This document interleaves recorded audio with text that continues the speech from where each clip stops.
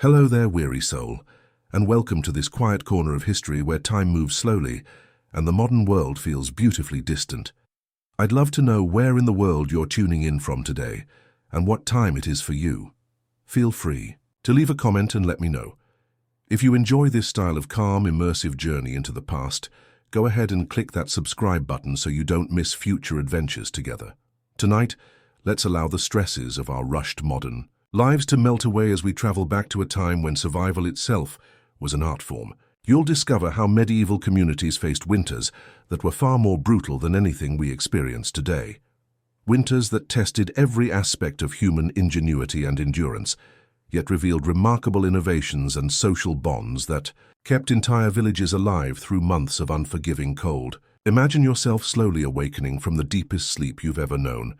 Your eyelids feel heavy, weighted down by dreams that seem to stretch across centuries.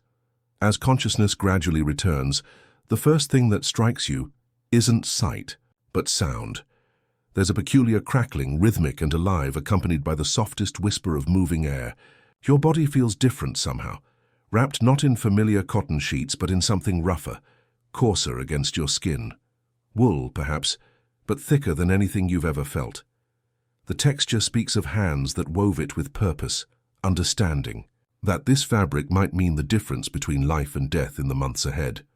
The air itself carries scents that your modern nose struggles to identify. There's smoke, yes, but not the acrid chemical smoke of contemporary life. This smoke carries the essence of burning wood, each species telling its own story.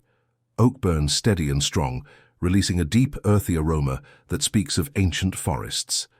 Birch adds a lighter note, almost sweet, while pine contributes its distinctive resinous perfume that seems to carry the very spirit of the wilderness. Beneath these smoky notes, other scents weave their way into your awakening consciousness. There's something animal-like, but not unpleasant. The honest smell of wool and leather, of lives lived close to the earth and its creatures. A faint herbal quality drifts through, perhaps dried lavender or rosemary, carefully stored from the harvest months when the earth was generous and warm. Your fingers, still heavy with sleep, reach out to explore this strange new reality. The surface beneath your hand isn't the smooth, processed wood of modern furniture, but something rougher, more honest.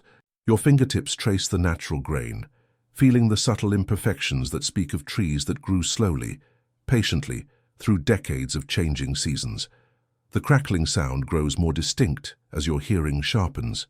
It's fire, you realize, but not the controlled, predictable flame of a gas burner or electric heater.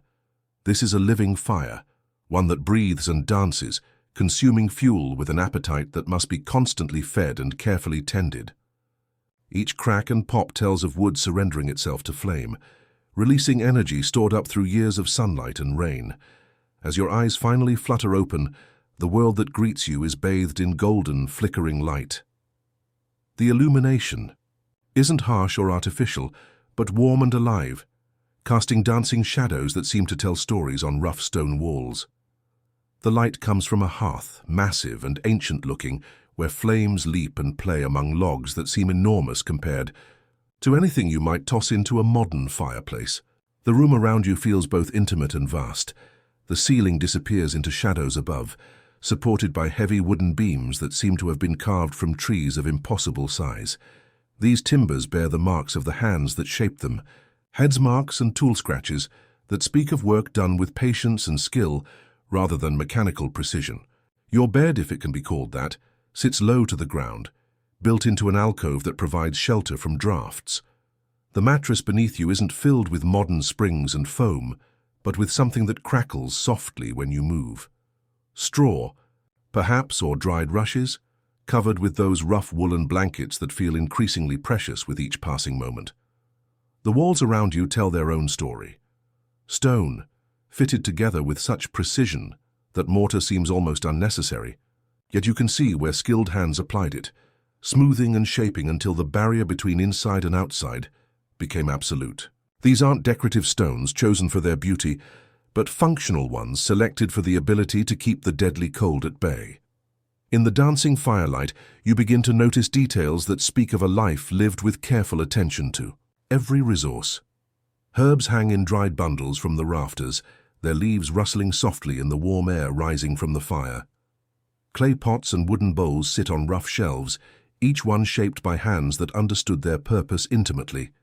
A large wooden table dominates one side of the room, its surface scarred and stained by years of use. This isn't furniture chosen for aesthetics, but a tool for survival, where food was prepared, tools were mended, and families gathered when the work of staying alive was briefly set aside.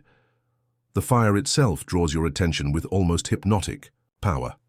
The flames don't burn with the blue efficiency of gas, but in every color from deep red to brilliant yellow, with occasional hints of green and blue as different woods release their unique essences. The wood burns with a purpose beyond mere heat. This fire is life itself, the difference between comfort and misery, between survival and surrender to the cold that waits just beyond these stone walls. As you sit up slowly, your body still heavy. With that strange, deep sleep, you realize that the air in the room layers itself in distinct temperatures. Near the fire, warmth embraces you like a gentle hand, but even a few feet away you can feel the coolness creeping in, reminding you of the battle being fought between human ingenuity and nature's indifference. Your feet, when they touch the floor, find not carpet or smooth wood, but rushes and straw laid thick to provide insulation from the stone beneath. The material rustles and compresses under your weight, and you realize that even something as simple as floor covering required careful thought and planning in this world where waste meant death. Through a small window, barely more than an opening in the stone wall, you catch a glimpse of the world beyond. The glass, if there is glass at all, is thick and uneven, distorting the view like water. What you can see speaks of a landscape transformed by cold. Everything appears silver and white, as if the world has been drained of color and left to survive on shape and shadow alone. The crackling of the fire provides a constant soundtrack to your awakening, but beneath it, you begin to hear other sounds. The wind, not the gentle breeze of summer, but something with weight and purpose, pressing against the walls as if testing their strength. Occasionally, a timber in the roof creaks under some invisible load, perhaps snow accumulating above. Perhaps just the house settling into its eternal struggle against the elements. Occasionally, a timber in the roof creaks under some invisible load, perhaps snow accumulating above, perhaps just the house settling into its eternal struggle against the elements. Your breath, you notice, creates small clouds in the air further from the fire, not thick enough to be uncomfortable, but visible enough to remind you that warmth here isn't a right or an assumption, but something that must be created, maintained, and carefully preserved. Every exhale represents energy spent. Every inhale draws in air that has been warmed by conscious effort and precious fuel. The realization settles over you slowly, like the cold itself. You're not simply visiting another time or place. You've awakened into a world where every aspect of daily life revolves around a single, unforgiving reality. Winter isn't just a season here, a minor inconvenience to be endured while waiting for spring. Winter is a living adversary, patient and relentless, capable of finding every weakness in human preparation and exploiting it without mercy. Winter isn't just a season here, a minor inconvenience to be endured while waiting for spring. Winter is a living adversary, patient and relentless, capable of finding every weakness in human preparation and exploiting it without mercy. Now let's explore what this medieval world was truly like and discover how our ancestors faced challenges that would humble even our most advanced modern preparations. The cold seeps into your bones as consciousness fully returns. Your breath forms small clouds in the frigid air, and you instinctively pull whatever rough fabric covers you closer to your body. This isn't just any cold morning, this is the bone-deep chill of medieval winter, where the difference between life and death could be measured in degrees and the warmth of a dying ember. I'm Sarah, and I've spent the last 15 years studying medieval daily life, poring over documents that reveal the shocking reality of what it truly meant to survive in the Middle Ages. What you're experiencing right now, that desperate need for warmth, that primal fear of the cold, this was the daily reality for millions of people who lived and died in a world we can barely comprehend today. Picture the scene around you as your eyes adjust to the dim light. You're not waking up in some romantic castle from a fairy tale. You're in a world where 90% of the population were peasants, living in conditions that would horrify us today. The air itself tells a story, thick with smoke from poorly ventilated fires, heavy with the scent of unwashed bodies, livestock, and the ever-present smell of human waste that medieval people simply couldn't escape. This is medieval Europe between 1000 and 1500 CE, a time when the average person stood barely 5 feet tall due to malnutrition, when a simple cut could mean death by infection, and when the rhythm of life was dictated entirely by the sun, the seasons, and the absolute necessity of survival. The world you've awakened into operates on principles so foreign to our modern minds that they might as well be from another planet. Your medieval body tells the story of this harsh reality. Your hands are cracked and calloused from constant manual labor. Your teeth, if you still have most of them at your age, are worn down from a diet of coarse bread filled with grit from stone-grinding wheels. Your skin bears the marks of smallpox scars, and if you're a woman who's given birth, you've survived. Something that killed 1 in 10 mothers. Your life expectancy hovers somewhere around 35 years, and every single day you've lived to see this morning has been a small victory against diseases, famines, and violence that claimed your neighbors without warning. But here's what's absolutely incredible about the world surrounding you. Despite these crushing hardships, medieval society developed intricate systems of organization that would shape human civilization for centuries to come. The feudal system that governs your life isn't just about kings and nobles playing dress-up in castles. It's a complex web of obligations, protections, and survival strategies that emerged from the collapse of Roman order and the constant threat of invasion, disease, and starvation. Imagine the social ladder stretching above you like a great pyramid. At the very top sits the king, supposedly appointed by God himself, wielding absolute power over life and death. Below him, the great lords control vast territories, commanding armies and dispensing justice with the swing of a sword. Then come the lesser nobles, the knights who've sworn their lives in service for grants of land. And at the bottom of this towering structure, supporting the weight of everyone above, are people like you, the peasants, the serfs, the backbone of medieval society, who will live and die in the same village where they were born. Your place in this hierarchy isn't determined by talent, ambition, or hard work. You were born into your station, and the Church teaches that questioning this divine order is not just rebellious, it's sinful. The Three Estates ideology divides all of society into those who fight, those who pray, and those who work. Guess which category you belong to? You work so that others can fulfill their supposed divine purposes of warfare and worship. This rigid, social structure creates a world where your lord, someone you might see once or twice a year, owns not just the land you farm, but essentially owns you. As a serf bound to the land, you cannot leave without permission. You cannot marry without consent. You owe labor service several days each week, working the Lord's domain land before you can tend to your own small strips. When you die, your best animal, your ox, your cow, your prize hen, goes to the Lord as a death tax called heriot. Yet within this seemingly hopeless system, medieval society developed remarkable mechanisms for survival and even moments of genuine community joy.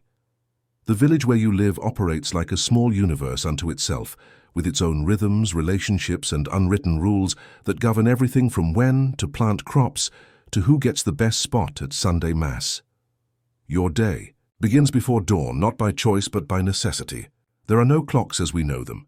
Time is measured by church bells, by the position of the sun, and by the urgent demands of agricultural work that cannot be delayed.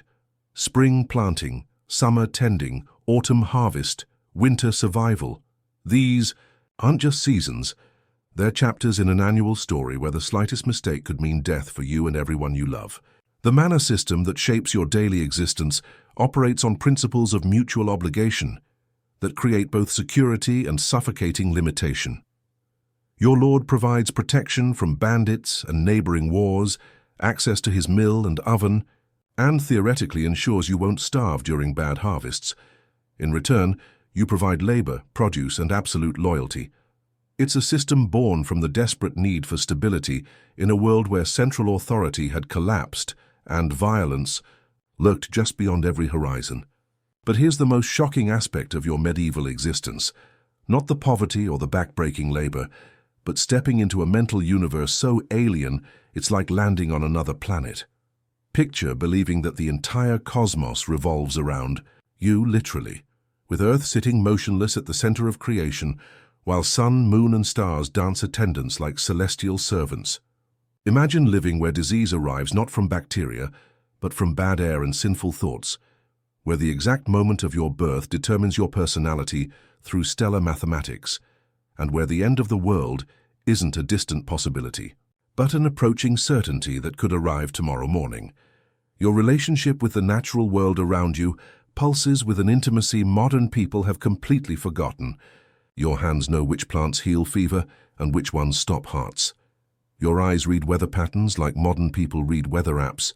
Your nose judges soil quality better than any laboratory test. You predict storms by watching how spiders weave their webs, how cattle huddle together, how birds change their flight patterns. Yet this same natural world breathes with supernatural menace. Demons crouch in dark forests waiting for lost travelers. Fairies slip through moonbeams to steal children who wander beyond safe boundaries, and every shadow dances with something that might want to drag you into darkness. The agricultural calendar that governs your life operates with the ruthless precision of a cosmic clockwork, where one missed beat means death. Picture farming as Russian roulette.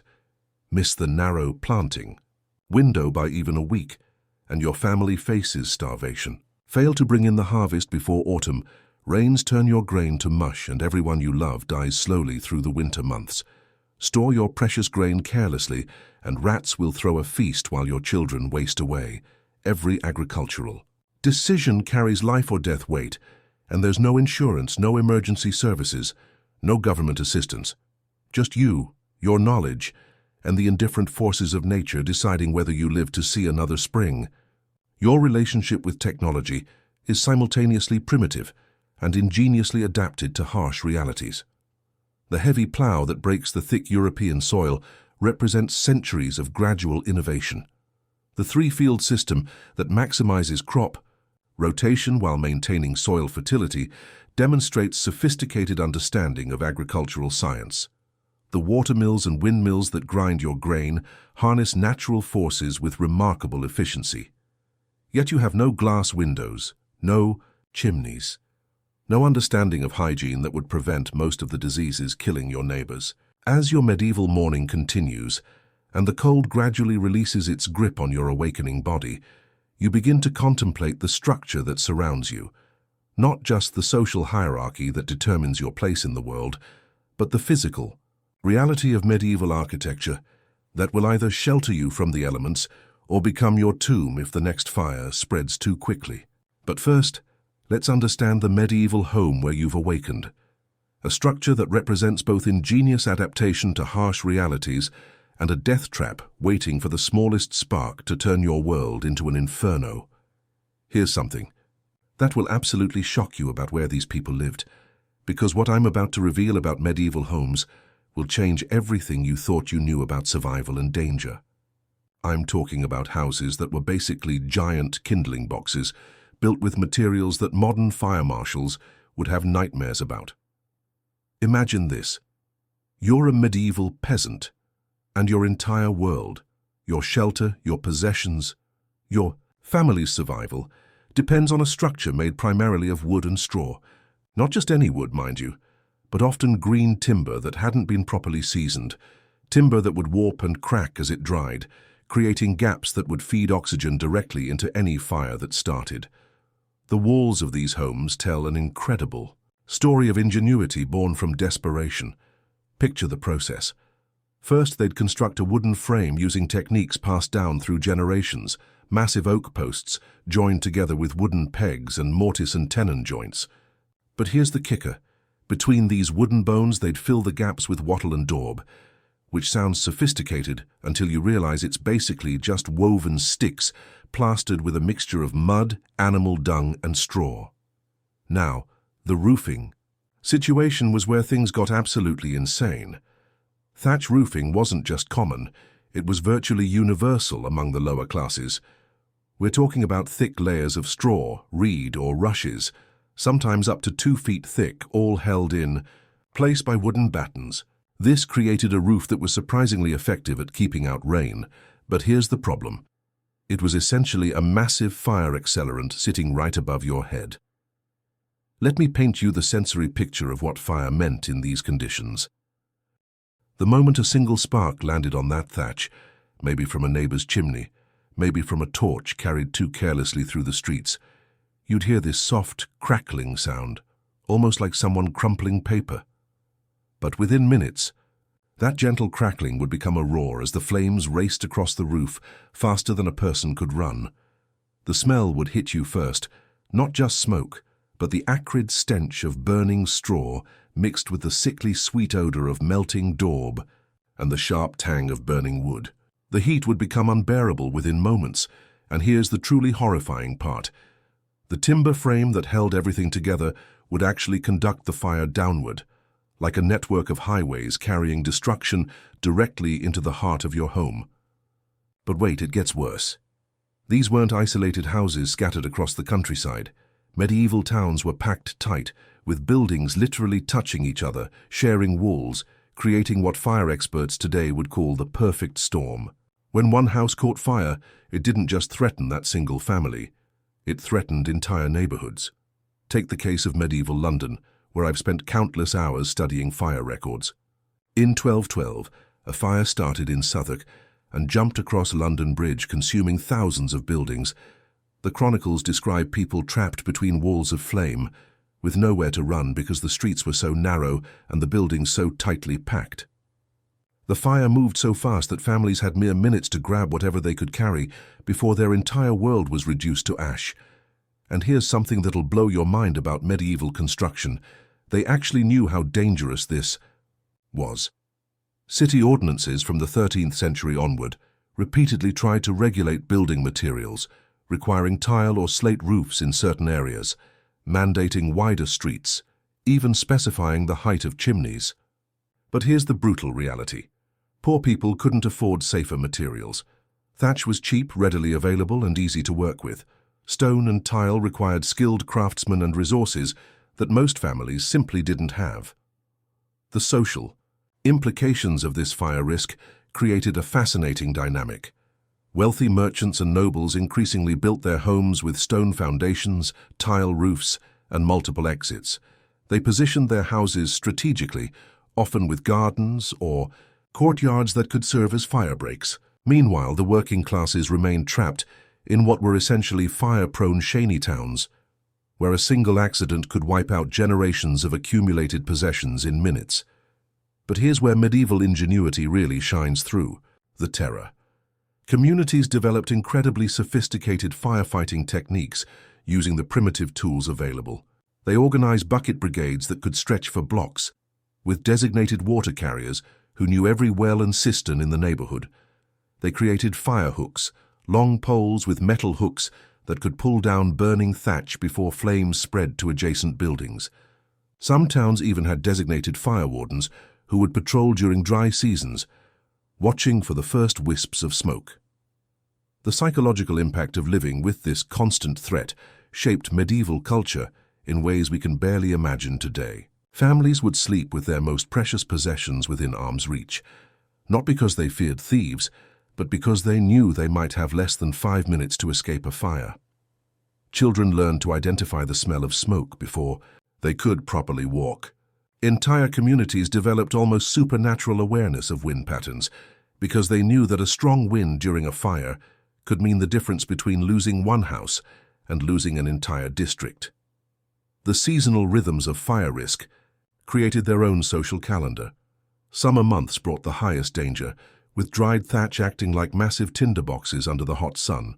Autumn brought a different kind of terror, as people began lighting fires in hearths that hadn't been used for months, potentially discovering that chimney damage or animal nests had created new fire hazards. Winter paradoxically brought both relief and new dangers, less risk of roof fires but increased use of open flames for heating and cooking. And then there were the great urban fires that became legendary, reshaping not just individual lives but entire civilizations. The fire that consumed most of medieval Rouen in 1200. The blaze that leveled large sections of Paris in 1188. Each of these disasters taught hard lessons about urban planning, building codes, and the fundamental relationship between shelter and survival.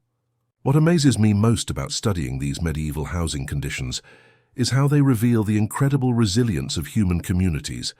Despite living in what were essentially fire traps, despite facing the constant possibility that everything they owned could disappear in minutes, these communities found ways to thrive, to build, to create lasting legacies that survived far beyond their fragile wooden homes. As flames spread through your medieval dwelling, as the thatch above your head begins to smolder and the wooden frame starts conducting heat like a network of deadly conduits, you'd realize that survival wasn't just about escaping the immediate fire. It was about understanding how these communities had learned to fight back against the flames. That's where our story takes another incredible turn, because the crackling sounds from the burning building echo through the narrow streets. And notice how the townspeople don't panic. There's something almost ritualistic about their response, a choreographed dance born from centuries of living with this constant threat. I'm Sarah, and I've spent years studying medieval urban life, and what I've discovered about how our ancestors fought fires will absolutely change how you think about community and survival. Picture this scene unfolding in slow motion. The baker's wife appears at her doorway, not running but moving with deliberate purpose. She carries 2 leather buckets, already filled and waiting by her threshold. This isn't coincidence. Every household in medieval towns kept firefighting equipment ready, positioned strategically near their doors. The weight of those buckets, the smooth, worn handles, the slight slosh of water as she moves, these details matter because they represent something incredible about medieval society. You see, when we think about fire departments today, we imagine professional services, trained firefighters, modern equipment. But in medieval times, every single person was a firefighter. Every merchant, every craftsman, every housewife, they all knew exactly what to do when flames appeared. The community response wasn't organized by officials or authorities. It emerged naturally from necessity, refined through generations of shared experience. Listen to the sounds around our fire scene. There's shouting, yes, but it's coordinated. Shouting, commands being passed from person to person. Water brigade to the well. Wet the neighboring roofs. Move the grain stores. These aren't random cries of panic. They're the verbal equivalent of a military operation. Except every civilian is a trained soldier. The most fascinating part is how they understood fire behavior in ways we've almost forgotten. Watch as the blacksmith's apprentice climbs onto the roof adjacent to the burning building. He's not being reckless. He's executing a strategy passed down through generations. Medieval people knew that fires spread through radiant heat and flying embers, so they focused on creating fire breaks, dousing nearby surfaces, removing combustible materials from the fire's path. Those leather fire buckets weren't just containers. They were designed with wide, flat bottoms that stayed stable when passed hand to hand. The leather was specially treated to resist heat and hold water without leaking. Each bucket held exactly the right amount, heavy enough to be effective, light enough to be manageable in a human chain, and the bucket brigades themselves were marvels of human coordination. Picture 30 or 40 people forming a living conveyor belt from the well to the fire. Each person stands precisely arm's length from the next. The empty buckets flow back along one side, the full buckets rush forward along the other. No wasted motion, no confusion about roles or positions. It's like watching a human machine, each component perfectly calibrated to the others. What strikes me most is the silence between the shouts. In these moments, you can hear the focused breathing, the steady splash of water, the rhythmic thud of buckets being passed. There's a meditative quality to it, as if the entire community enters a shared trance of purpose. The fire becomes not just a threat, but a catalyst that transforms individual households into a unified organism. Medieval firefighting wasn't just about water, though. They understood that different fires required different approaches. For thatch fires, they used long-handled hooks to pull burning material away from structures. For timber fires, they employed axes to create fire breaks by demolishing adjacent buildings if necessary. They even used wet blankets and animal hides to smother smaller blazes. Each tool had its purpose, each technique its proper moment. The genius lay in their understanding of fire's psychology, if you will. Fire seeks fuel, air, and heat. Remove any one of these elements, and the fire dies. So medieval firefighters didn't just throw water at flames, they strategically eliminated the fire's resources. They removed combustible materials, created barriers to airflow, and applied cooling agents at precisely the right points. I find it remarkable how they organized themselves without modern communication systems. No radios, no coordination centers, no incident commanders in the way we understand them today. Yet somehow, through shared cultural knowledge and practiced response patterns, they created effective firefighting forces that could mobilize within minutes of an alarm. The fire bells played a crucial role in this system. Not just the church bells, but smaller bells positioned throughout neighborhoods. When someone spotted fire, they rang the nearest bell in a specific pattern. 3 rapid peals, pause, 3, more peals. Anyone hearing this sound knew immediately what it meant and what they needed to do. The signal spread through the town faster than any person could run, alerting everyone simultaneously. Children had roles too, but they were carefully defined and age-appropriate. Young ones carried messages between different parts of the firefighting operation. Older children helped move valuable items to safety or assisted with the lighter buckets in the brigade. Even the very elderly contributed by tending smaller fires that kept the water warm, because in winter, warm water was more effective than ice-cold well water. The most incredible aspect might be how quickly they could mobilize. From first alarm to full response, sometimes 50 or 60 people working in coordinated formation, took less than 10 minutes in most towns. Think about that for a moment. In an era without phones, without modern transportation, without professional emergency services, entire communities could organize themselves into effective firefighting units faster than many modern fire departments can respond to calls. But what really amazes me is the psychological preparation that made this possible. Medieval people didn't just know how to fight fires, they expected to fight fires. Every adult carried mental maps of their neighborhood's fire risks. They knew which buildings had the driest thatch, which streets had the best water access, which structures would need to be demolished first if flames spread in certain directions. This constant preparedness extended to personal belongings too. Families kept their most precious possessions in portable containers, ready to grab and carry to safety at a moment's notice. Important documents were stored in metal boxes. Valuables were often buried in predetermined locations that family members could find even in darkness and chaos. Every household had evacuation plans that had been practiced and refined over time. The community bonds forged through shared firefighting experiences created social networks that extended far beyond emergency response. People who had worked side by side passing buckets during a crisis became lifelong allies.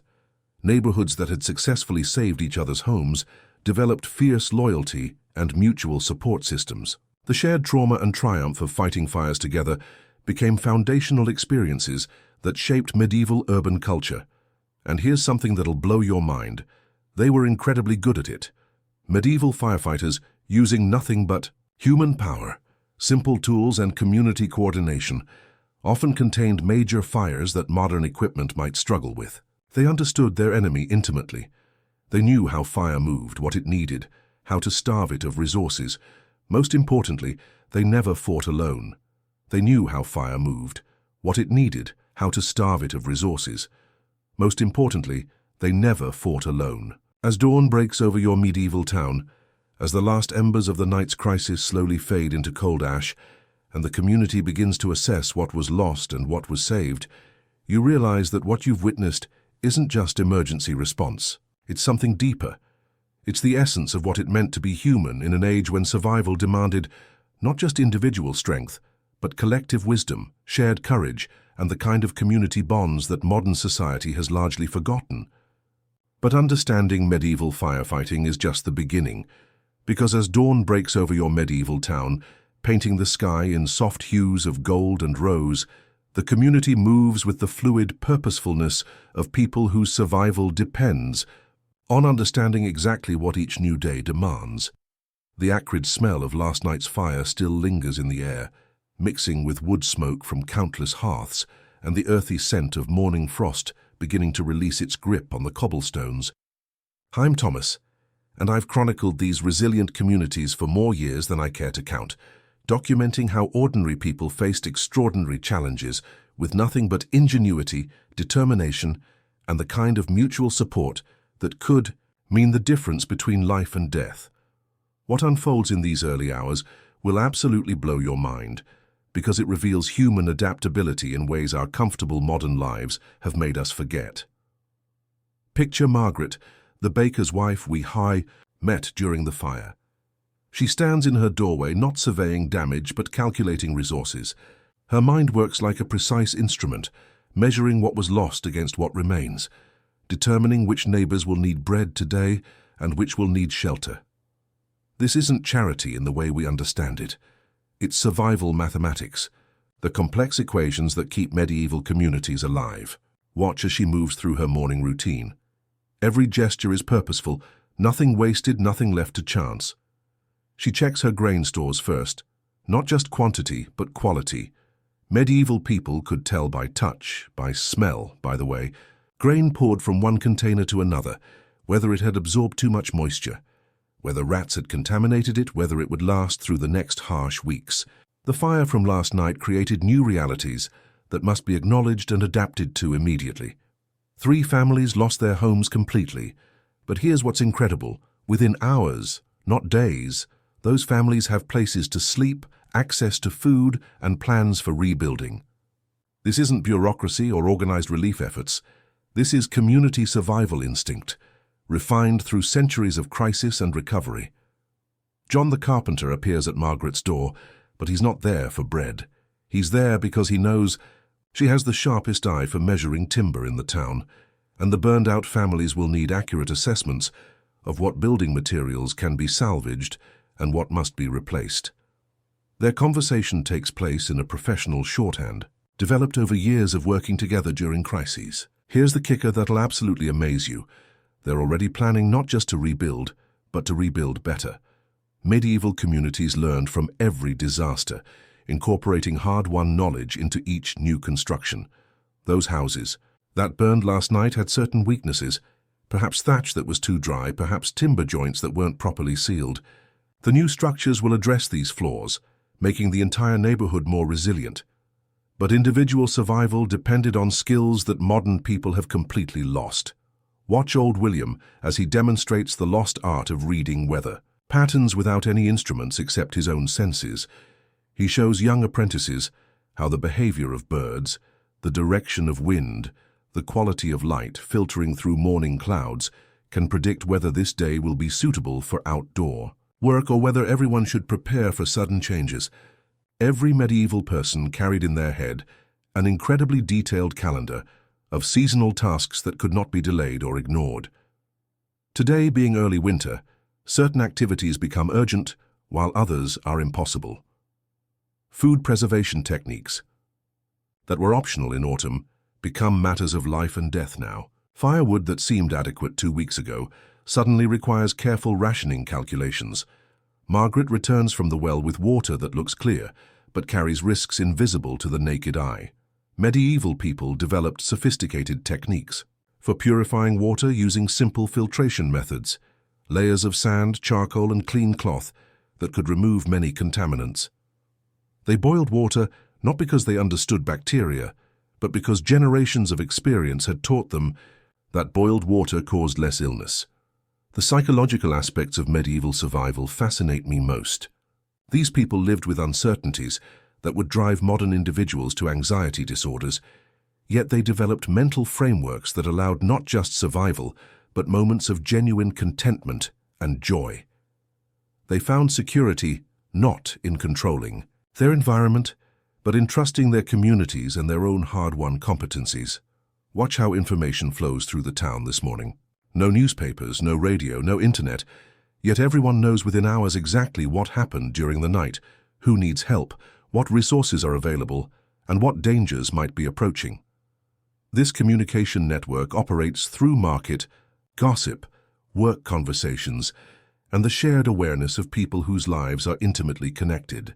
The most amazing part is how they balance individual responsibility with community cooperation.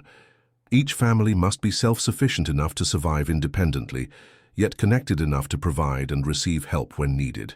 It's a delicate social ecology, where too much independence means isolation and death, but too much dependence means becoming a burden that the community cannot support.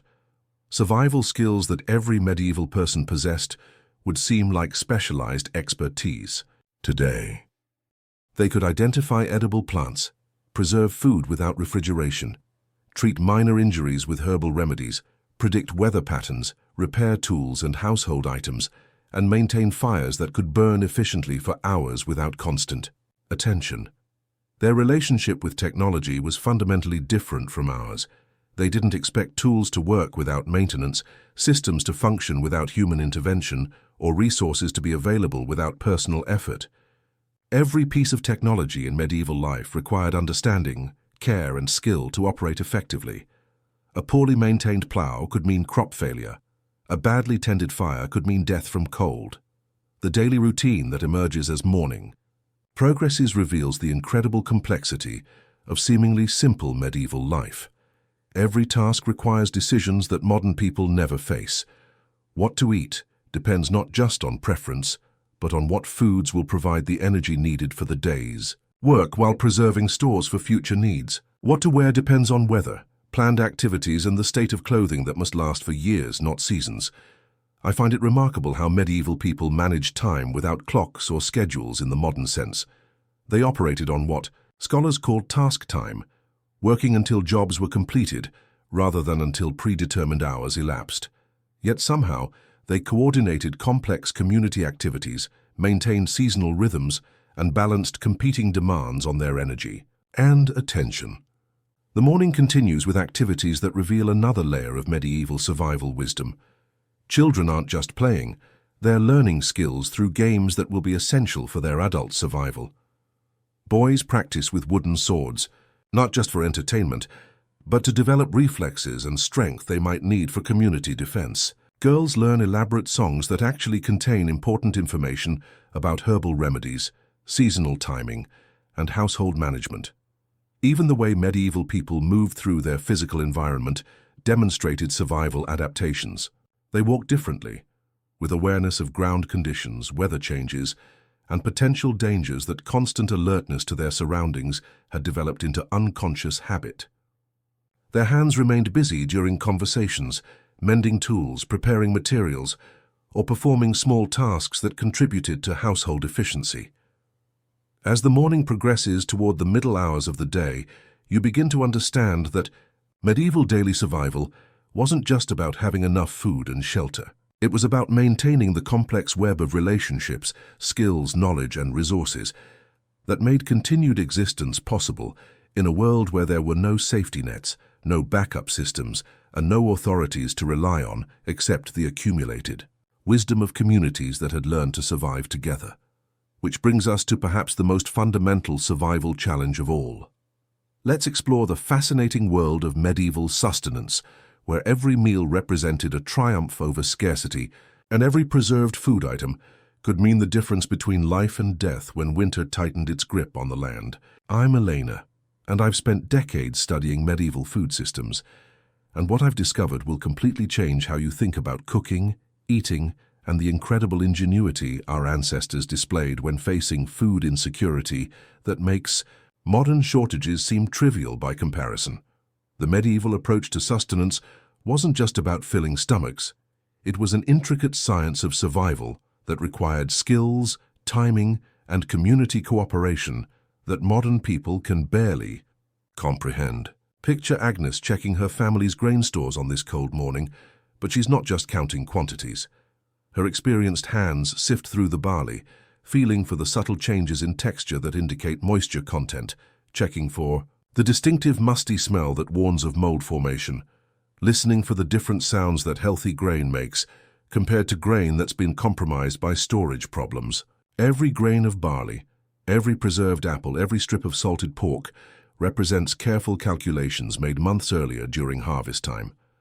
Agnes and her neighbors didn't just gather food when it was abundant, they transformed it using preservation techniques that could extend shelf life for months or even years. The knowledge required for successful food preservation was as complex as any modern food science, but it was knowledge that every medieval household absolutely had to possess.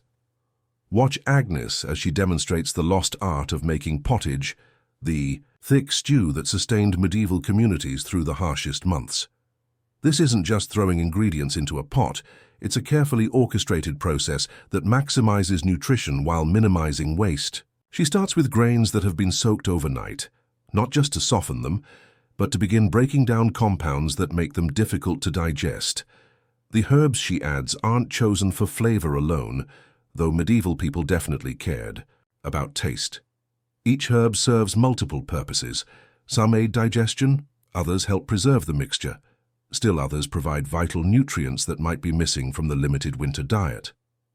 That handful of dried thyme contains knowledge passed down through generations about which combinations of plants work together to keep bodies healthy during times of scarcity. Here's what absolutely astounds me about medieval food systems. They wasted virtually nothing. Agnes saves every vegetable peel, every meat bone, every grain of spilled flour. Vegetable scraps become compost that will improve next year's garden. Soil. Bones are boiled repeatedly to extract every bit of nutritional value, then ground into meal that can be mixed with other foods. Even the water used for cooking serves multiple purposes, becoming the base for the next day's soup, or being used to soften bread that's become too hard to chew. The preservation techniques they employed would impress modern food scientists. Smoking meats wasn't just about adding flavor, it was about creating chemical changes that prevented bacterial growth. Salting fish required understanding exact proportions of salt to flesh, timing of application, and environmental conditions that would ensure the preservation process succeeded rather than creating conditions for spoilage. But here's the kicker that'll blow your mind. Medieval people often had more varied diets than we assume.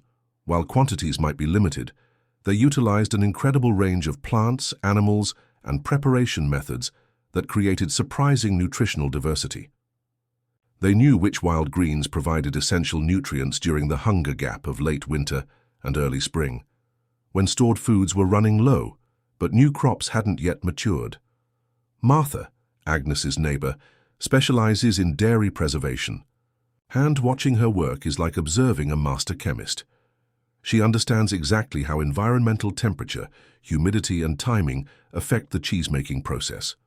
Her cheese cave, a carefully constructed storage area with precise temperature control achieved through clever positioning and natural insulation, maintains conditions that allow proper aging while preventing spoilage. The seasonal rhythms of medieval food systems created a complex calendar that governed everything from daily meal planning to community feast days. Spring brought the first fresh greens that provided nutrients depleted during winter, but also the anxiety of dwindling stores and the physical weakness that came from months of limited nutrition. Summer meant abundance that required immediate preservation activities, working from dawn to dusk to prepare for the next winter's challenges. Autumn was the make-or-break season where communities succeeded or failed in their survival preparations. The harvest timing had to be perfect. Too early and crops wouldn't have reached full nutrition. Too late and weather could destroy everything before it could be gathered. Then came the frantic weeks of processing, preserving and storing. That would determine whether families lived or died during the coming winter. Medieval cooking methods reveal another layer of survival wisdom. The massive hearths weren't just for heating. They were sophisticated cooking systems that could maintain different temperature zones for various food preparation needs. Slow cooking areas for tough meats, hot zones for quick preparation, warm spots for rising bread, and carefully controlled areas for delicate preservation processes. The social aspects of medieval food systems created community bonds that extended far beyond simple sharing. Collaborative brewing projects brought neighbors together for days of work that produced beverages safer than water, while creating opportunities for community planning and relationship building. Communal ovens served entire neighborhoods, but required coordination and cooperation that strengthened social networks. What fascinates me most is how medieval people managed nutrition without understanding vitamins, minerals, or modern dietary science.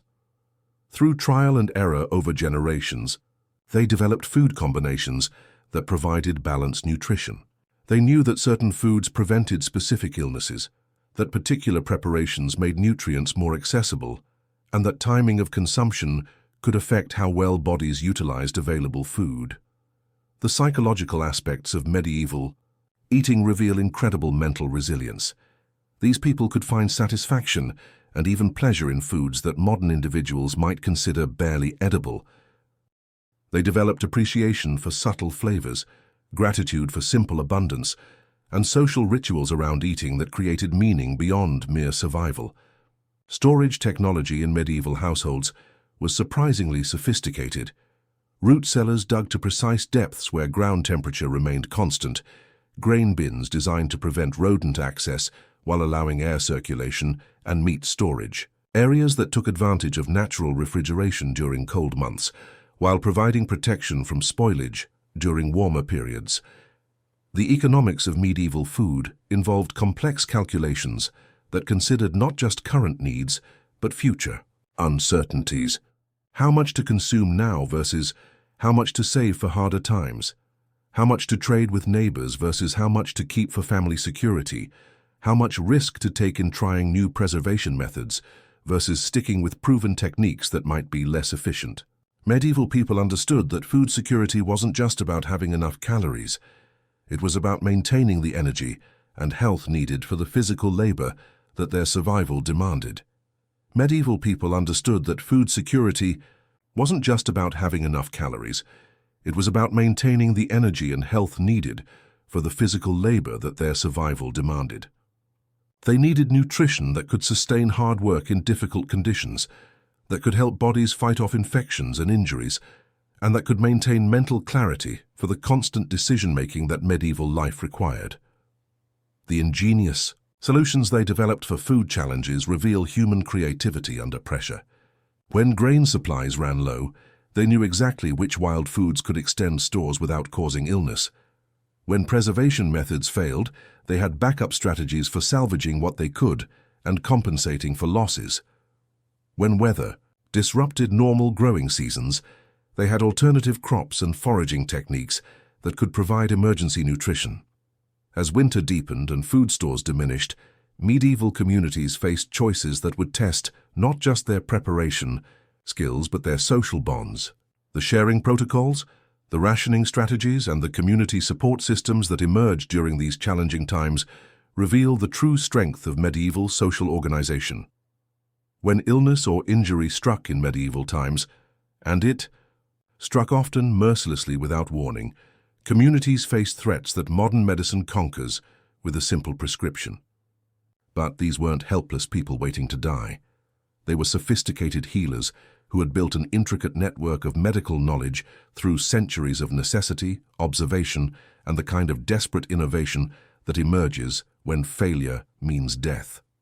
Picture a world where your neighbor's herbal knowledge could save your life, where the village healer's steady hands might be more skilled than any modern surgeon's, because what these medieval healers could accomplish with nothing but plants and centuries of accumulated wisdom will completely transform how you think about medicine and human ingenuity.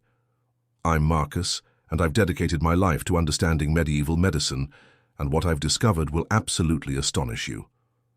These weren't primitive people stumbling around in ignorance. They were sophisticated healers who understood the human body, medicinal plants, and treatment methods in ways that often paralleled and sometimes exceeded what we consider modern medical practice. Picture Margaret, the village healer, as she examines young Thomas, who injured his hand during yesterday's firefighting efforts. She doesn't just look at the visible wound. Her experienced eyes assess his overall condition, noting the color of his skin, the clarity of her eyes, the way he holds his body. Medieval healers understood that illness rarely affected just one part of the body. That effective treatment required understanding the whole person within their environment. Margaret's knowledge represents generations of accumulated wisdom about which plants heal and which ones harm, which combinations create powerful medicines and which ones could prove deadly. She knows that the willow bark she's preparing doesn't just reduce Thomas's pain, it contains compounds that we now call salicylic acid, the active ingredient in aspirin. But here's the incredible part. She doesn't need to understand modern chemistry to use this knowledge effectively. Watch her hands as she prepares the herbal remedies. Every gesture demonstrates skills that required years of training to master. The precise grinding techniques that release active compounds without destroying them. The careful measuring that ensures effective doses without risking toxicity. The timing of preparation that maximizes potency while preventing spoilage. This isn't guesswork. It's sophisticated pharmaceutical preparation using tools and techniques refined over centuries. The herbs hanging from Margaret's rafters tell the story of an entire year's worth of careful gathering, processing, and storage. Each bundle was collected at exactly the right moment when plant medicines were most potent, dried under specific conditions that preserved their healing properties and stored in ways that prevented contamination or deterioration.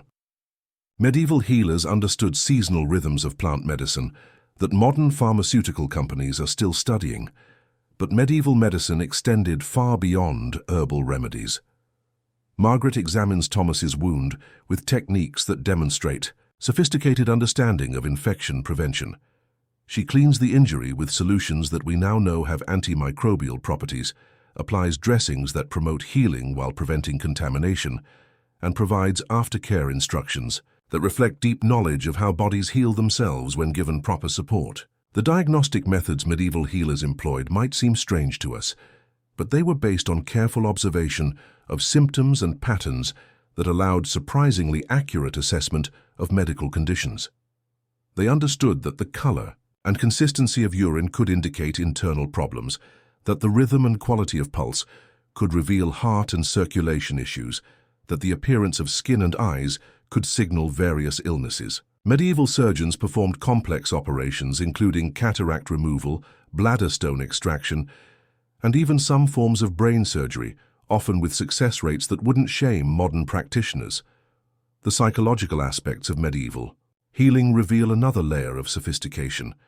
Margaret doesn't just treat Thomas's physical injury. She addresses his fears, explains what she's doing and why, and provides emotional support that aids the healing process. Medieval healers understood that mental state significantly affected physical recovery, that hope and confidence could be as powerful as any medicine. Women played crucial roles in medieval medicine, often serving as the primary healthcare providers for entire communities. They maintained the herbal knowledge, assisted with childbirth, cared for the sick and elderly, and served as the bridge between folk wisdom and more formal medical practices. Their knowledge was practical, tested through generations of application, and adapted to local conditions and available resources. The seasonal aspects of medieval medicine created their own calendar of health management. Spring brought illnesses related to nutritional deficiencies accumulated during winter, requiring treatments that addressed these specific challenges. Summer meant harvest time for medicinal plants, but also increased risk of accidents and injuries from intensive agricultural work. Autumn required preparation of medicines for winter ailments, while winter itself brought respiratory illnesses and conditions related to cold exposure and limited nutrition. Medieval medical practice integrated physical, mental, and spiritual approaches to healing in ways that modern medicine is beginning to rediscover. They understood that illness often resulted from multiple factors, not just physical causes, but emotional stress, spiritual imbalance, and environmental challenges. Treatment addressed all these aspects simultaneously, creating comprehensive healing approaches that modern practitioners might call holistic. The surgical instruments and techniques available to medieval practitioners were more sophisticated than many people assume. They had specialized tools for different procedures, understood the importance of cleanliness during operations, and had developed anesthetic techniques using various plant medicines that could reduce pain and promote healing. While they didn't understand infection in modern terms, they had practical methods for preventing complications that often proved effective. Community support systems around illness and injury reveal the social strength of medieval society. The economics of medieval medicine operated on principles very different from modern healthcare systems. Healers were often paid in goods, services, or future obligations rather than money. Payment might be deferred until after recovery, adjusted based on the patient's ability to pay, or structured as ongoing community support for the healer's other needs. This created medical care systems that were accessible to people at all economic levels. Training for medieval healers combined formal instruction with apprenticeship systems that ensured practical knowledge was passed down effectively. Young. People learned not just which medicines to use, but how to diagnose conditions, how to interact with patients and families, how to manage medical emergencies, and how to maintain their own knowledge and skills throughout their careers. The integration of medieval medicine with religious practices created healing approaches that addressed spiritual as well as physical needs. This wasn't superstition replacing real medicine. It was recognition that human beings are complex creatures, whose health involves multiple dimensions that require attention for complete healing to occur. Medieval understanding of contagion and prevention was more sophisticated than often assumed. They developed quarantine procedures, recognized patterns of disease transmission, and created community health practices that limited the spread of epidemic illnesses. While they didn't understand germs in modern terms, their practical approaches to preventing disease transmission often proved effective. The remarkable thing about medieval medicine was how it adapted to resource limitations while still providing effective care. Healers worked with locally available plants, developed techniques that used simple tools effectively, and created treatment approaches that families could continue at home. This produced medical systems that were sustainable, accessible, and often remarkably effective given the constraints they worked within. As seasons turned in the medieval world, as communities adapted their healing practices to changing environmental conditions and health challenges, the integration of medical knowledge with seasonal rhythms created comprehensive health management systems that we're still learning to appreciate. And those seasonal rhythms extended far beyond medicine. Communities moved through cycles that modern people have almost forgotten, rhythms that pulsed like a giant heartbeat through every aspect of human existence. This wasn't just about weather changes, it was about fundamental transformations in survival strategies, community bonds, and the delicate dance between human need and nature's fierce indifference. I'm David, and I've spent years studying how medieval communities understood and worked with seasonal cycles, and what I've discovered reveals incredibly sophisticated knowledge of environmental patterns that allowed people to thrive in harmony with natural systems that could either support life or destroy it without warning. Picture the late autumn morning as families throughout the village make the crucial transition from harvest abundance to winter survival mode. This isn't just changing clothes or lighting more fires. It's a comprehensive reorganization of daily life, community relationships, and resource management that requires knowledge, timing, and coordination that modern urban dwellers can barely comprehend. Watch Eleanor as she checks her family's winter preparations with the methodical thoroughness of someone whose life depends on getting every detail right. She doesn't just count stored food, she calculates consumption rates, estimates weather, patterns, and plans for contingencies that could disrupt her carefully laid plans. Medieval people didn't just react to seasonal changes, they anticipated them with precision that would impress modern meteorologists. The root cellar beneath Eleanor's house represents months of careful planning and construction. Dug to exactly the right depth where ground temperature remains constant throughout winter, lined with stones that provide insulation while preventing moisture problems, and organized with storage systems that allow access to different foods without disturbing the delicate environmental balance that prevents spoilage. But the genius of medieval seasonal adaptation extended far beyond food storage. Eleanor's clothing systems for her family demonstrate sophisticated understanding of layering, insulation, and material properties that allowed people to maintain body heat and continue outdoor work even in conditions that would be challenging with modern equipment. Each garment served multiple functions designed to be adaptable to changing conditions throughout the day. The firewood stacked outside Eleanor's house isn't just randomly collected fuel, It's a carefully curated selection of different wood types, each chosen for specific burning properties. Oak for long-lasting overnight fires, birch for quick heating, when rapid temperature changes are needed, pine for aromatic qualities that help with respiratory health during confined winter months. Medieval people understood fire management as both science and art. Here's what absolutely amazes me about medieval seasonal planning. They thought in cycles that extended far beyond single seasons. Eleanor's decisions about which seeds to save for next year's planting, which animals to breed and which to slaughter, which tools to repair during winter months, all reflect planning that considers multiple years of weather patterns, community needs, and resource availability. The social calendar that governs medieval seasonal transitions creates community bonds that strengthen during the challenging months ahead. Autumn work parties, where neighbors collaborate on major preservation projects, winter storytelling gatherings, that maintain social connections during isolating weather, spring festivals that celebrate survival and renewal. These aren't just entertainment, they're essential components of community survival strategy. Medieval weather prediction techniques would astound modern meteorologists with their accuracy and sophistication. Eleanor and her neighbors read atmospheric signs, animal behavior patterns, and plant responses that provide detailed information about approaching weather systems. They understand which cloud formations predict specific types of precipitation, which wind patterns indicate temperature changes, which animal behaviors warn of approaching storms. The psychological preparation for seasonal transitions reveals another layer of medieval wisdom. These communities developed mental frameworks that allowed people to find satisfaction and meaning even during the most challenging winter months.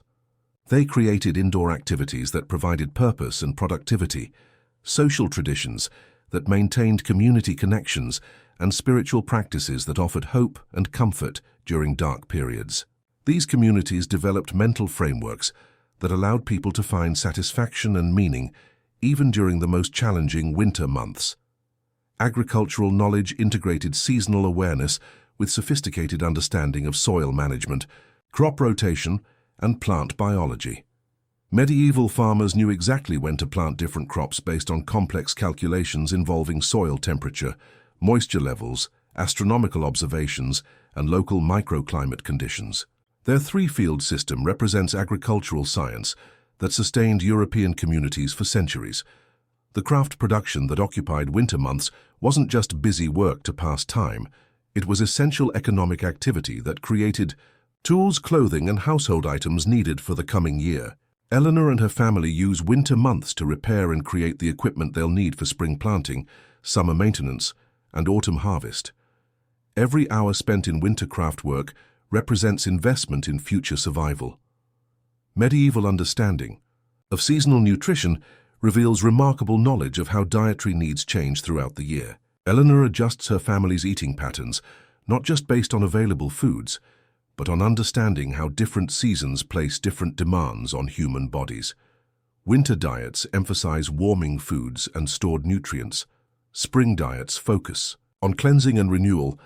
Summer eating takes advantage of fresh abundance while preparing for preservation activities. The seasonal aspects of community leadership and decision-making show how medieval governance adapted to natural cycles. Different seasons required different types of community coordination. Autumn demanded collaborative harvest activities. Winter required careful resource management and conflict resolution. Spring called for coordinated planting efforts and infrastructure repairs. Economic systems in medieval communities operated on seasonal rhythms that integrated production, trade, and consumption with natural cycles. Eleanor participates in seasonal markets, where communities exchange surplus production for needed goods, creating trade relationships that provide security against local shortages while building economic connections that strengthen regional stability. The integration of seasonal awareness with spiritual and religious practices created meaning systems that helped people understand their place within natural cycles. Medieval communities didn't see themselves as separate from or in opposition to natural systems. They understood humans as participants in seasonal rhythms that required respect, adaptation, and harmony for successful survival. Seasonal migration patterns affected medieval communities in ways that required sophisticated planning and adaptation. Eleanor's village must prepare for seasonal workers who arrive for harvest, traveling merchants who follow seasonal trade routes, and various specialists whose services are needed at specific times of year. Community infrastructure and resources must accommodate these predictable but demanding seasonal population changes. The construction and maintenance of buildings, tools, and infrastructure followed seasonal rhythms that maximized efficiency, while working within natural limitations. Winter provided time for detailed craftwork and repairs that couldn't be accomplished during busy growing seasons, while good weather months focused on projects requiring favorable environmental conditions. Medieval seasonal fuel management required knowledge and planning that went far beyond simply gathering firewood. Eleanor's family understands how different fuels burn at different rates, produce different amounts of heat, create different types of smoke, and require different storage and preparation methods. Their fuel supplies include wood, charcoal, peat, and other materials carefully chosen and prepared for specific seasonal needs. The health management systems that govern seasonal transitions show how medieval communities adapted their healing practices to changing environmental conditions and seasonal health challenges. Different seasons brought different illness patterns, required different medicinal preparations, and demanded different prevention strategies that communities had developed through generations of experience. As winter deepened and communities settled into the challenging months ahead, the social bonds and cultural practices that had been strengthened during autumn transitions became the foundation for survival strategies that would carry people through the darkest, coldest period of the year and into the renewal of spring. Within these seasonal cycles lived medieval communities that understood something we've forgotten. Individual strength means nothing when winter winds blow, but collective wisdom can conquer almost any challenge. These weren't just neighbors living near each other. They were human survival networks, bound by relationships stronger than steel, more reliable than any modern institution. Picture communities where your survival literally depended on the strength of your social bonds, where isolation meant death and cooperation meant life. Because within these seasonal cycles lived medieval communities where survival depended, not on individual achievement or personal wealth, but on intricate webs of relationships that created social bonds capable of sustaining entire populations through challenges that would devastate isolated individuals or nuclear families. I'm William, and I've spent my life studying medieval social structures, and what I've discovered about human relationships in these communities will fundamentally change how you understand cooperation, loyalty, and the incredible power of social bonds forged through shared necessity and mutual dependence. Picture the Miller family's household on this cold winter morning, but understand that household doesn't mean what we think of today. A simple nuclear family living in isolation.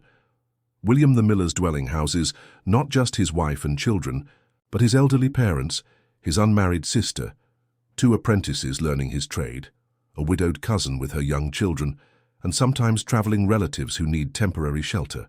This isn't overcrowding. It's sophisticated social organization that creates security through numbers and diverse skills. Watch how responsibilities flow through this extended household network. William's wife, Margaret, manages not just cooking and childcare, but coordinates the complex relationships between multiple adults with different needs, different skills, and different obligations. She's essentially running a small community center, mediating conflicts, organizing work schedules, and ensuring that everyone contributes according to their abilities while receiving care according to their needs. The relationships between William's children and the various adults in their household create education systems that surround young people with multiple sources of knowledge, guidance, and protection. Each child learns not just from parents, but from grandparents who carry historical memory, unmarried relatives who provide alternative perspectives, and apprentices who demonstrate pathways to economic independence. But here's what'll absolutely blow your mind about medieval social organization. The obligations and support systems extended far beyond individual households. William's relationships with other village families create networks of mutual aid that function like comprehensive insurance policies against every imaginable disaster. When the Baker's family lost their home to fire, William didn't just contribute labor and materials. He participated in social contracts that guarantee similar support for his own family should crisis strike.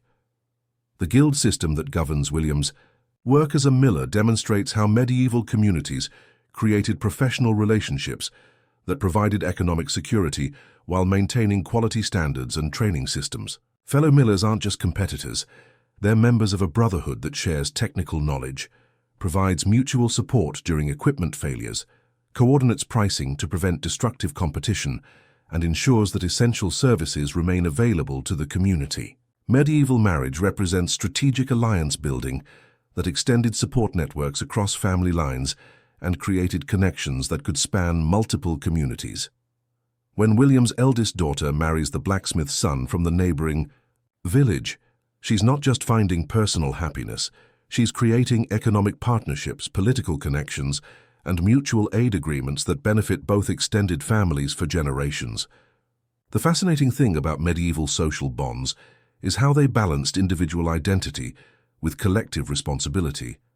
William maintains his personal reputation and family honor while participating in community decisions that might require personal sacrifice for collective benefit.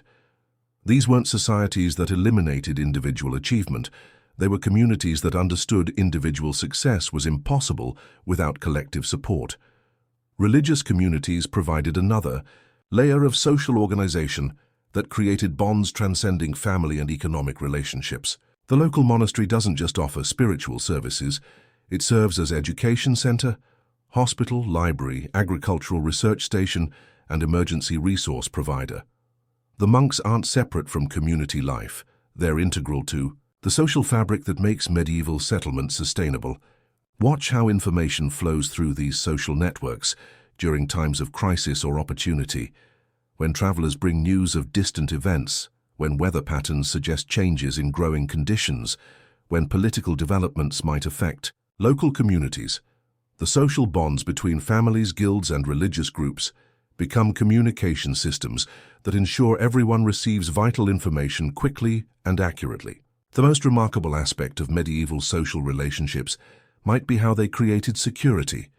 Without central authority or institutional support, William's community manages conflict resolution, resource distribution, collective decision-making, and mutual aid through relationships and customs that operate more effectively than many modern bureaucratic systems.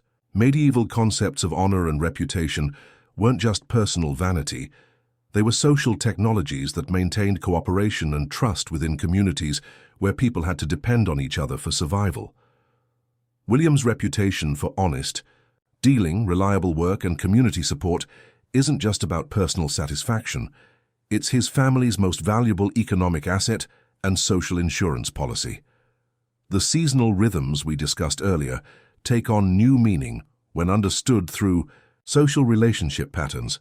Winter gatherings aren't just entertainment, they're essential maintenance activities for social bonds that must remain strong enough to support community cooperation during spring planting, summer emergencies, and autumn harvest pressures.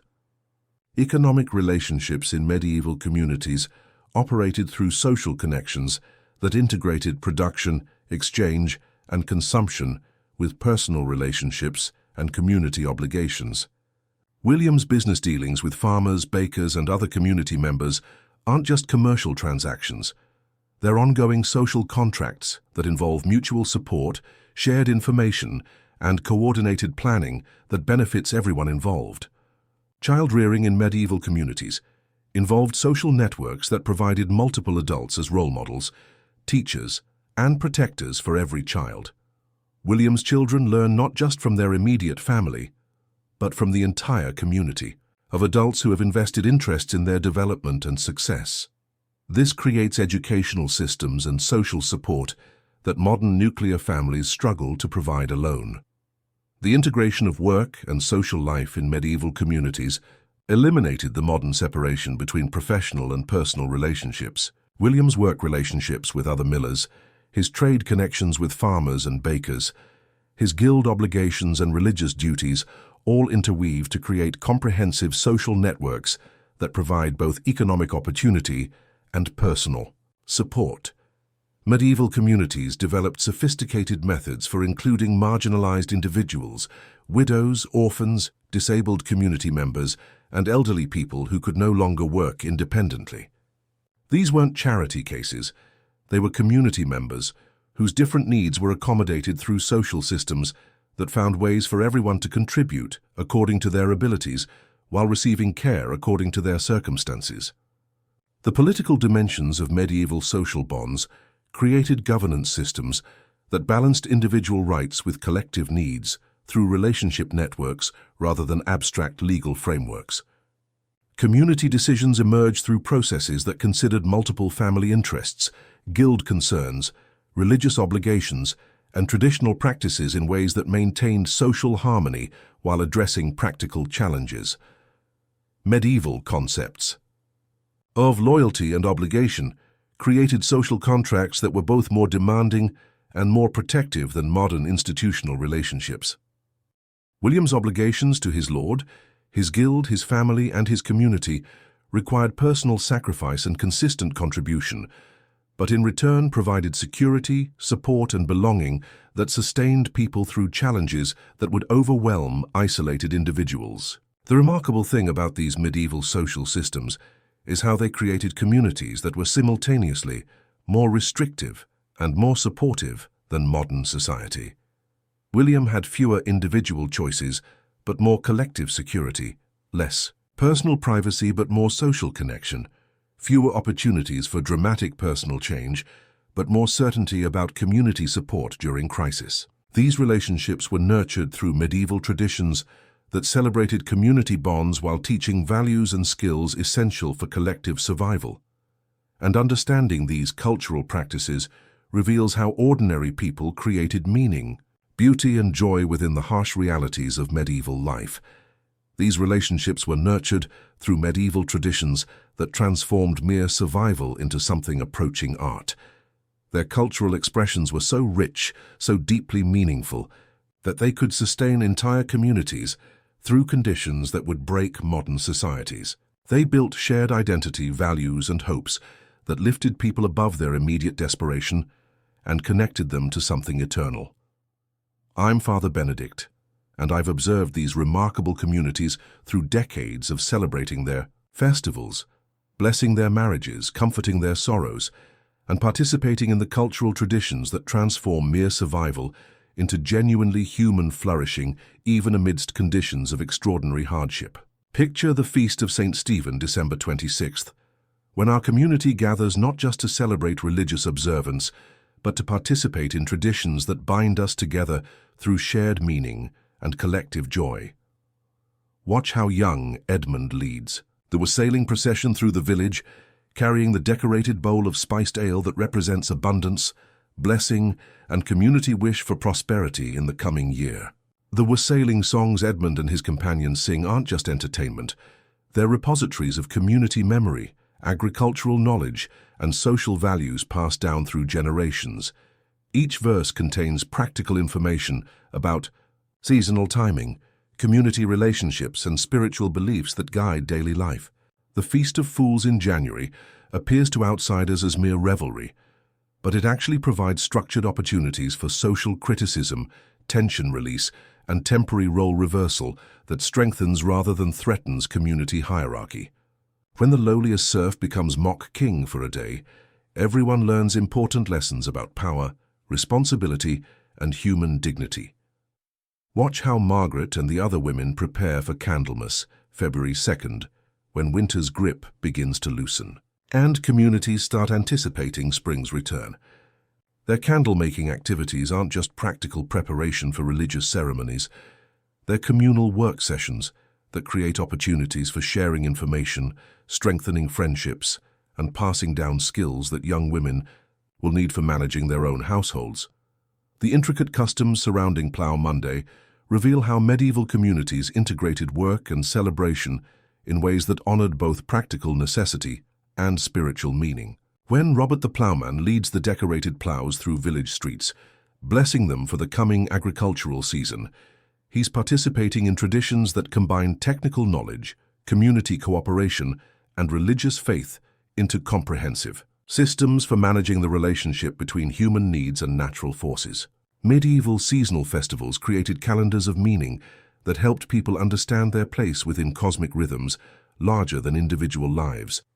The 12 days of Christmas weren't just holiday vacation, they represented structured time, outside normal work routines when communities could focus on relationship building, cultural transmission, and spiritual renewal that would sustain them through the challenging months ahead. The artistic expressions that flourished within these communities reveal creativity and sophistication that challenges modern assumptions about medieval cultural life. Listen to the ballads that traveling minstrels perform during village gatherings.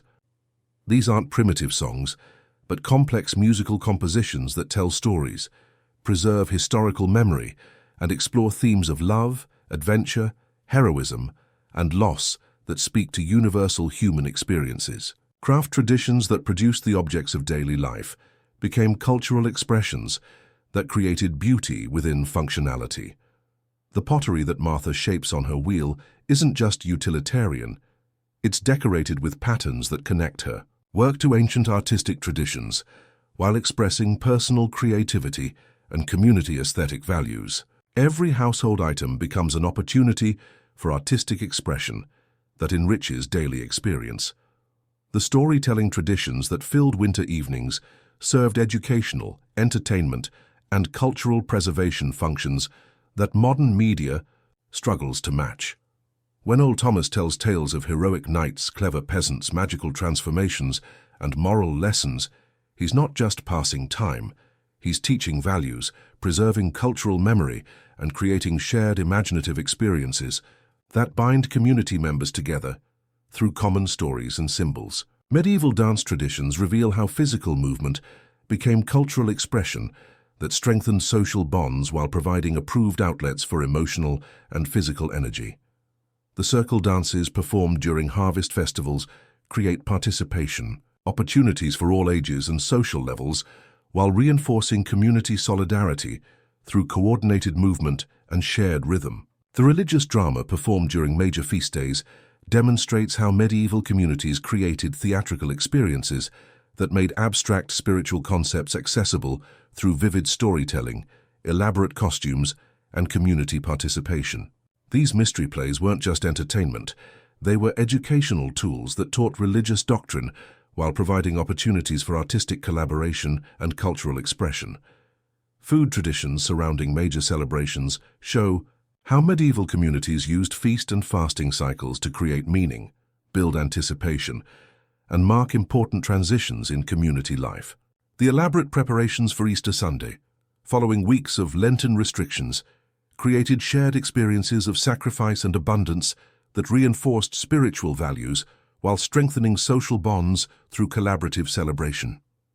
The marriage customs that surrounded wedding celebrations reveal how personal relationships were integrated into community cultural expressions that honored individual happiness while reinforcing social values and collective obligations. Wedding festivities involved entire communities in celebrations that could last several days, creating shared memories and strengthened relationships that would support the new family throughout their married life.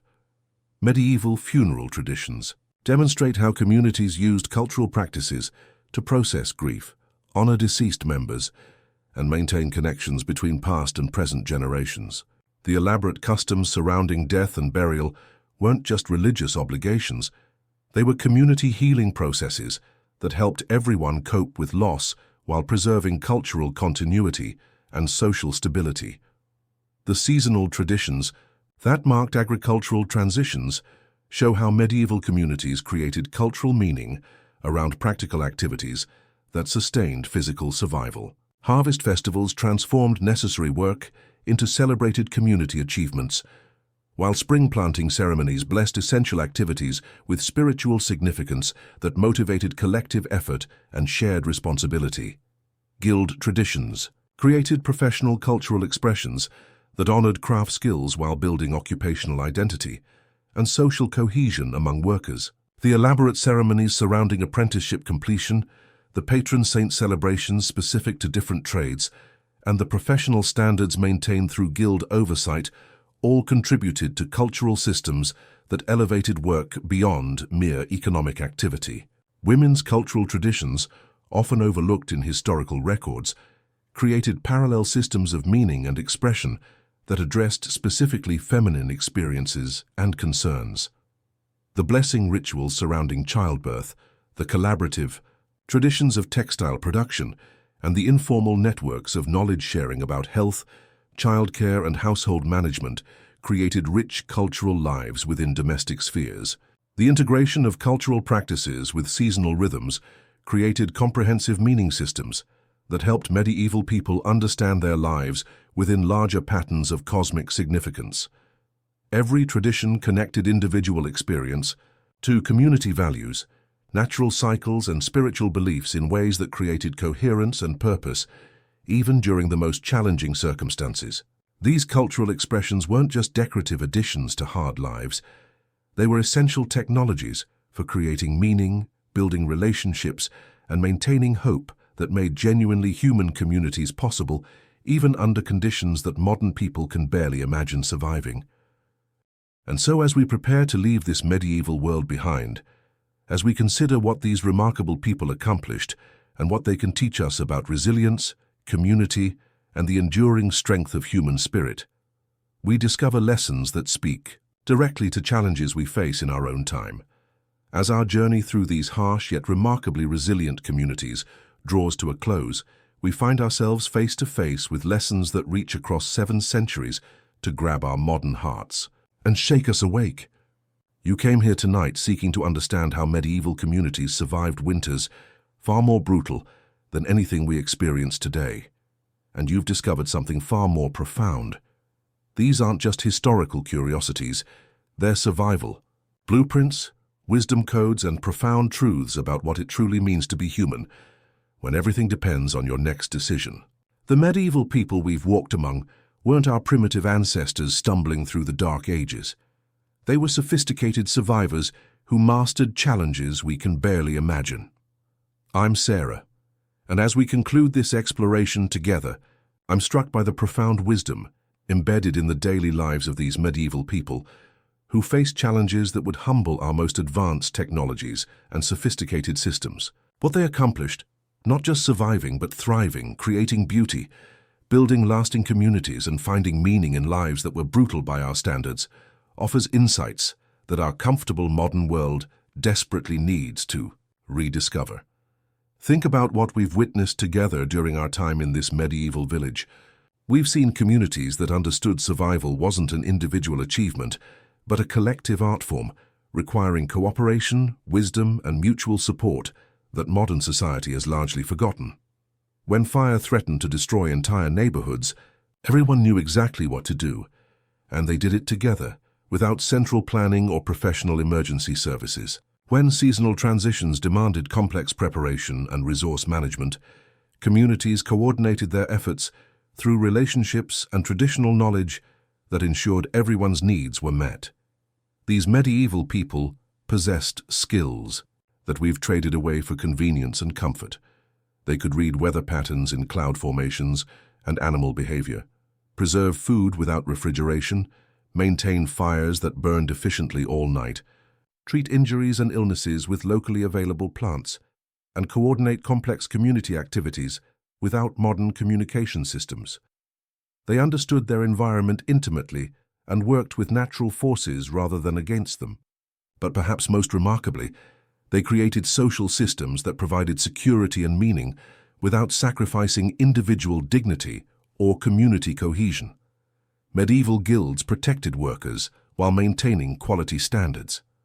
Extended family networks provided support systems that ensured no one faced crisis alone. Religious communities offered spiritual guidance while serving practical community needs. Marriage created strategic alliances that strengthened families while honoring personal relationships. The seasonal awareness that governed medieval life reveals wisdom about natural rhythms that our always-on, climate-controlled modern existence has obscured. These people understood that different times required different strategies, that abundance and scarcity both carried lessons, that preparation and adaptation were continuous processes that required attention, planning, and community cooperation. They lived within natural cycles rather than fighting against them. Medieval cultural traditions created meaning systems that transformed survival into something approaching art. Their festivals weren't just entertainment, but community-building activities that strengthened social bonds while preserving essential knowledge. Their crafts weren't just functional, but expressions of creativity and beauty that enriched daily experience. Their stories weren't just entertainment, but vehicles for transmitting values, preserving memory and exploring universal themes that connected individual lives to larger purposes. The resilience these communities demonstrated in the face of challenges that would devastate modern societies offers profound lessons about human adaptability and strength. They survived and sometimes thrived during climate disasters that destroyed crops, political upheavals that disrupted trade, epidemic, diseases that killed significant portions of the population, and economic instabilities that would collapse modern financial systems. They did this not through superior technology, but through superior community organization and cultural wisdom. Their relationship with uncertainty teaches us something important about accepting limitations while maximizing possibilities within constraints. Medieval people lived with risks and uncertainties that modern people can barely imagine, yet they developed mental frameworks that allowed not just survival, but genuine satisfaction and meaning. They found security not in controlling their environment, but in trusting their communities and their own hard-won competencies. The integration of work, family, community, and spiritual life in medieval society created wholeness that modern compartmentalized existence struggles to achieve. Their economic activities served community needs while building personal relationships. Their family structures provided both security and education. Their religious practices offered both spiritual guidance and practical community services. Their seasonal celebrations honored both natural cycles and cultural values. Perhaps most importantly, medieval communities understood something that we've forgotten: that individual flourishing depends on community health, that personal security comes through mutual aid, that meaningful life emerges from contributing to something larger than immediate self-interest. They created systems where helping others was the best way to help yourself, where individual success strengthened rather than threatened community welfare. The courage these ordinary people displayed in facing extraordinary challenges offers inspiration for our own difficulties.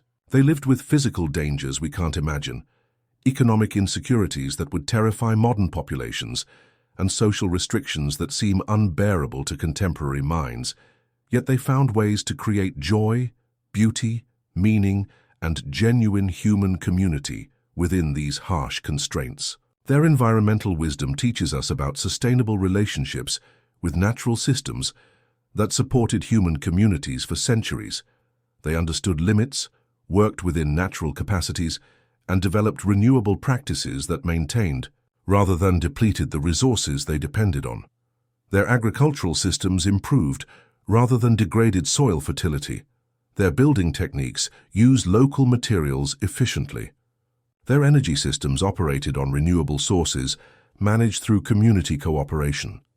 The social technologies they developed for managing conflict, distributing resources, making collective decisions, and maintaining cooperation offer models that modern societies could adapt for contemporary challenges.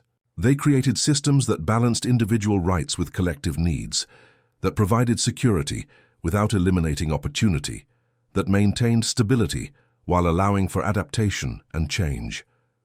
As we return to our modern world, carrying with us the memory of these remarkable people and their extraordinary achievements, we might ask ourselves what lessons from medieval life could enrich our contemporary experience. The medieval people we've spent time with weren't superhuman. They were ordinary individuals facing extraordinary challenges with wisdom, courage, and community support that transformed survival into something approaching nobility. They remind us that human beings are capable of remarkable resilience, creativity, and cooperation when necessity demands and community supports such achievements.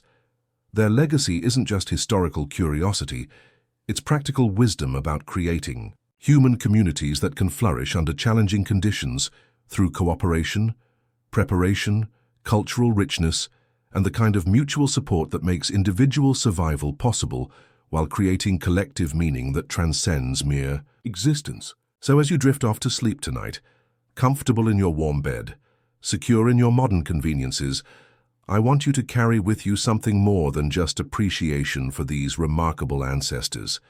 You've witnessed how people survived conditions that would challenge our most advanced emergency systems, not through superior technology, but through bonds so strong they could face any storm together. The next time you face uncertainty in your own life, remember the medieval communities we've explored.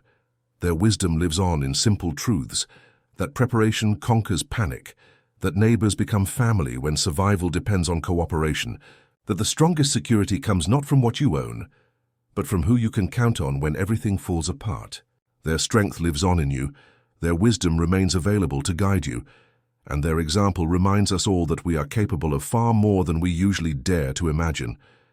If this journey through their world has stirred something in you, a curiosity about human resilience, a longing for deeper community, or simply wonder at what ordinary people can accomplish when they refuse to give up, then you've received the greatest gift these medieval survivors could offer. Sweet dreams of the courage and community spirit that connects us across the centuries. And may you wake tomorrow with a clearer understanding of the extraordinary strength that lives within ordinary human hearts when they beat together.